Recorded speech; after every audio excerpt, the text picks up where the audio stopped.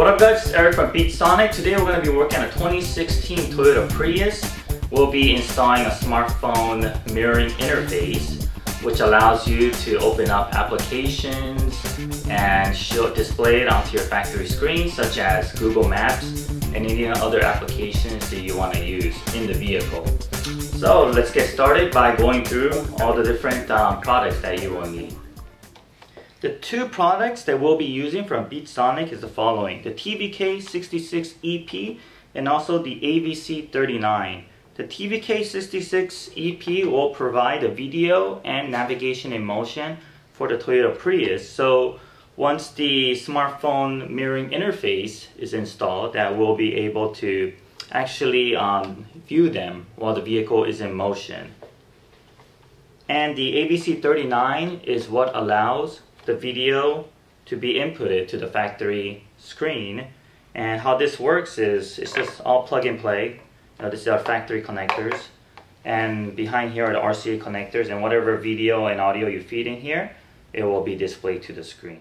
Some of the products that you need in addition to the products that we just mentioned are the following: the lightning cable extension, the HDMI cable, the lightning to HDMI converter, the USB to mini USB cable, the USB to lightning cable, the RCA male to male adapter, USB chargers, and HDMI to RCA converter. This will all be installed together with the video input adapter and also the HDMI to RCA cable that we showed before. Alright, let's go ahead and start the installation. The first step in installing the smartphone mirroring interface is to get behind the radio. In order to do so, the first panel we need to remove is this piece over here. First, grab a bit of protective tape, place it around here so you don't want to scratch any of your panels. Grab a panel removal tool and gently go in and pry it out. And once you have the clips released, just pull it out like this and just bring it right out. Alright, the next step after removing this panel piece over here is locating this clip. Grab a small panel removal or something with a small edge like this. It could be a really small flathead screwdriver, and just release this clip. Okay, once you have the clip released, just go ahead and just remove it and then put it safe aside. To prepare for the next step, we went ahead and took some masking tape and masked off some of the vital areas, such as this piece over here, this, and then the steering wheel, and some areas over here. This is recommended just so when you pull this big dash off that you don't scratch any of the other parts of the car. Alright, once you have it all masked away, go ahead and grab this corner over here and just pull gently towards you to remove the clips behind it. And then kind of work your way to the left. And the whole piece is gonna come off in one piece. Alright, and once the center panel is removed, go ahead and just remove these connectors. Okay, this one's gonna be a little bit tricky, gonna require some force. Okay, there we go. Alright, once you have all this removed, let's go ahead and put this aside where it won't get scratched. Alright, once we have the center dash removed, you will notice that there's 4 10mm bolts. 1, 2, 3, 4. Let's go ahead and loosen and remove them.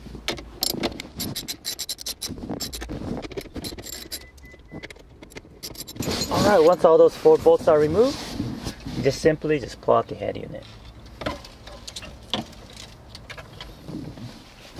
Okay, once we have the radio out, we're going to be installing the easier of the two first, which is the video and navigation in motion.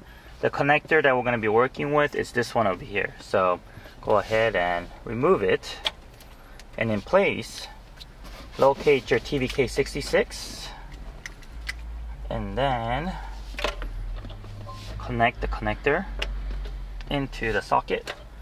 And the connector from the car side, which was in there, will now connect to the female side of the TVK66. Alright, and on the other side of the TVK66, you'll find that there's a button. You will need access to this button. So what you will do is route this to where it is reachable by first unplugging the button from this cable, and then you will find that you can actually route it through the side of the car. Okay, routing the wire to where it's accessible is pretty simple on this Prius. So it's gonna grab your cable and dig in. You'll see that there's a little bit of light going through, and then you will reach with your finger from the bottom and run the cable through.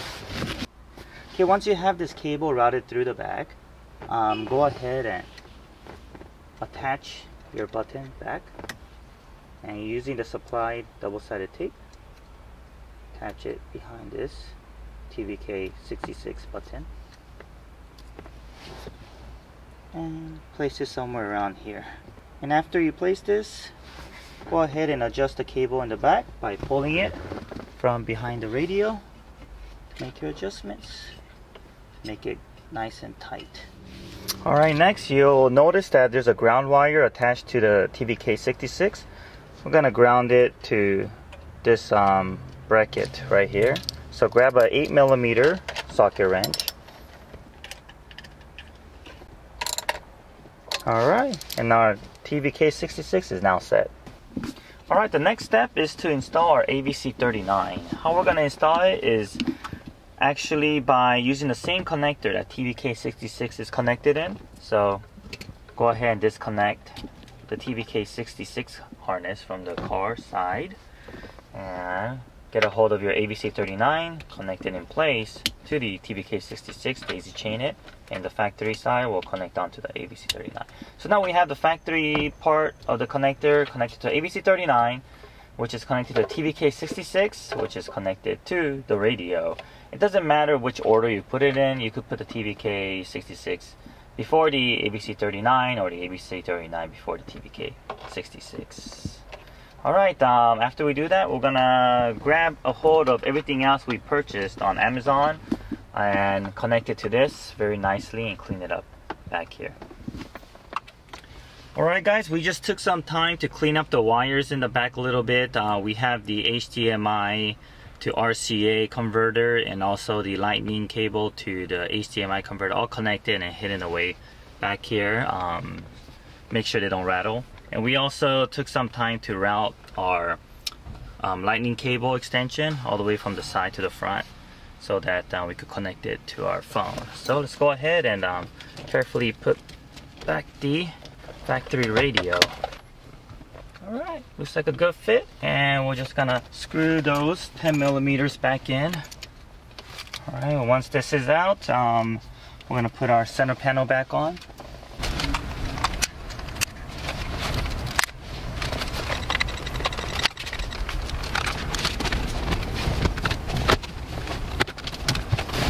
Alright, once we have the center panel back on, don't forget the small clip that you need to attach back on the side over here. Okay, let's go ahead and connect this back on. Okay, and lastly, this back to where it is on the side.